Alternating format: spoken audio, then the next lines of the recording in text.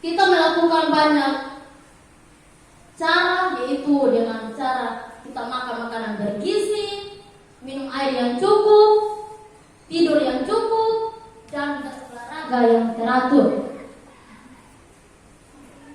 agar bisa meningkatkan stamina kita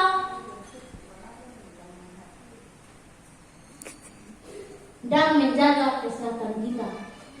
Akan tetapi kesibukan kita dan pekerjaan yang kita lakukan seringkali membuat kita lelah untuk memikirkan kesehatan kita sendiri. Kita tahu bahwa pentingnya menjaga kesehatan. Hanya saja ada begitu banyak kesibukan yang membuat kita tidak sempat untuk berfokus pada kesehatan diri kita sendiri. Jika masalah kesehatan sangat penting, apalagi dengan ibadah kita. Paulus mengajarkan kita di dalam 1 Timotius 4 ayat 7,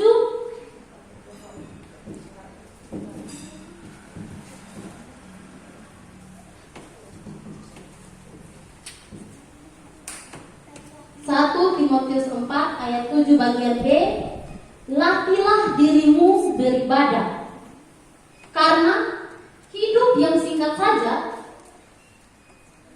kita urus, apalagi kehidupan kekal kita. Kita tahu bahwa ada mahkota yang Tuhan berikan kepada kita apabila kita tetap tahan uji dan tetap setia, seperti yang tertulis di dalam Wahyu 3 ayat 11. Yang berbunyi, aku datang segera, peganglah apa yang ada padamu, supaya tidak seorang pun mengambil mahkotamu. Oleh karena itu, kita harus terus melewati berbagai ujian ini, agar mahkota kehidupan yang kita miliki tidak sampai lepas dari tangan kita. Untuk kita mengetahui pola kerohanian hidup kita, kita bisa belajar dari kehidupan jemaat mula-mula.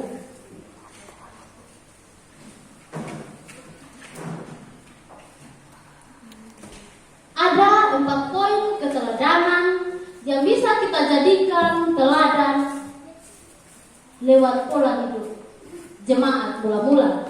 Yang pertama yaitu terambil di dalam Kisah Para Rasul 2 ayat 42,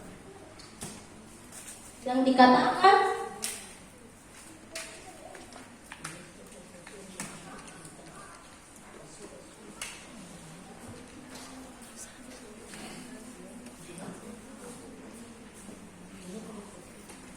mereka bertekun dalam pengajaran rasul-rasul dan dalam persekutuan, dan mereka selalu berkumpul untuk memecahkan roti dan berdoa.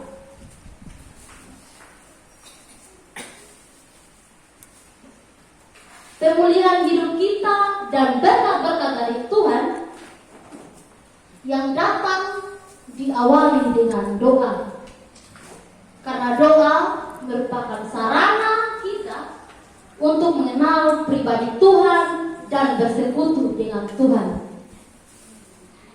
Selain itu, doa pun akan mampu untuk menguatkan kita dan meneguhkan kita, serta menjauhkan kita dari pencobaan. Poin yang kedua yaitu terambil dalam Kisah Para Rasul pasal 2 ayat yang ke-46. Dengan bertekun dan dengan sehati mereka berkumpul tiap-tiap hari di dalam bait Allah mereka memecahkan roti di rumah masing-masing secara bergilir dan makan bersama-sama dengan gembira dan dengan tulus hati. Selain berdoa, mereka pun selalu bertekun mendengarkan firman Tuhan dan merenungkannya, yang akan mampu membekali untuk mengetahui mana yang baik dan mana yang buruk. Yang ketiga, terdapat dalam Kisah Para Rasul pasal 2 ayat yang ke-44 hingga ayat yang ke-45. Dan semua orang yang telah menjadi percaya tetap bersatu, dan segala kepunyaan mereka adalah kepunyaan bersama. Dan selalu ada dari mereka yang menjual harta miliknya, lalu membagi-bagikannya kepada semua orang sesuai dengan keperluan masing-masing. Tidak mementingkan diri sendiri merupakan hal yang sangat penting untuk kita lakukan, karena kasih lahir terhadap sesama, seperti yang tertulis dalam Kisah Para Rasul pasal 2 ayat yang ke-35.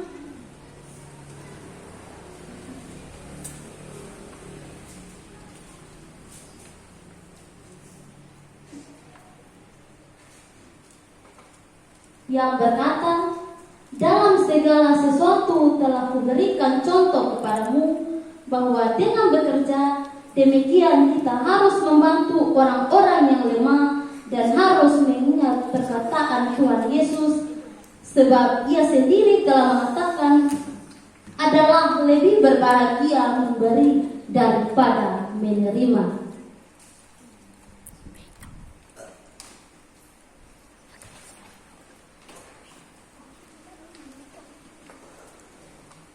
Selain itu, Yesus sendiri telah mengingatkan bahwa sesungguhnya segala sesuatu yang telah kamu lakukan untuk seorang dari yang hina untuk aku, maka kamu lakukan itu untuk aku. Oleh karena itu, diingatkan untuk bertolong-tolonglah menanggung bebanmu, demikianlah kamu memenuhi hukum Kristus. Itu terdapat dalam Galatia 6 ayat 2. Yang keempat,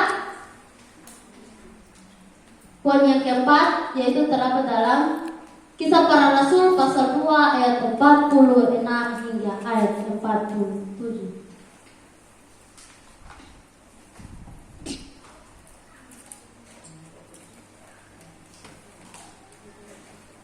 Yang berbunyi, dengan bertekun dan dengan sehati mereka berkumpul tiap-tiap hari di dalam bait Allah. Mereka memecahkan roti di rumah masing-masing secara bergilir dan makan bersama-sama dengan gembira dan dengan tulus hati. Ayat 47, sambil memuji Allah, dan mereka disukai semua orang. Dan tiap-tiap hari Tuhan menambah jumlah mereka dengan orang yang diselamatkan. Ingatlah bahwa ada kuasa di balik puji-pujian, karena Tuhan bersemayam di atas sana. Seperti Daud yang sudah menyadari pentingnya hal ini, sehingga ia tidak peduli dalam keadaan apapun atau dimanapun, dia selalu seperti jemaat mula-mula memiliki gaya hidup yang senang memuji Tuhan. Keempat poin ini menggambarkan pola hidup kerohanian para jemaat mula-mula yang ternyata berkenan di hadapan Tuhan. Mereka menjadikan pola ini untuk menjadi gaya hidup mereka, tidak hanya Tuhan, tetapi di tengah sesama manusia pun mereka ternyata disukai banyak orang. Inilah pola hidup yang menjadi tren bagi mereka saat ini. Dan mereka bertumbuh secara luar biasa. Dari sini kita bisa belajar dari perilaku para jemaat saat ini yang mencerminkan gaya hidup yang berkenan di hadapan Tuhan. Saya mengajak kita semua untuk mulai sejak dini dan pertahankanlah agar mahkota yang telah Tuhan janjikan kepada kita agar kita peroleh kelak pada waktunya. Karena tanpa pola hidup kerohanian yang baik, kita tidak bisa menikmati janji-janji Tuhan. Amin. Kiranya Tuhan memberkati.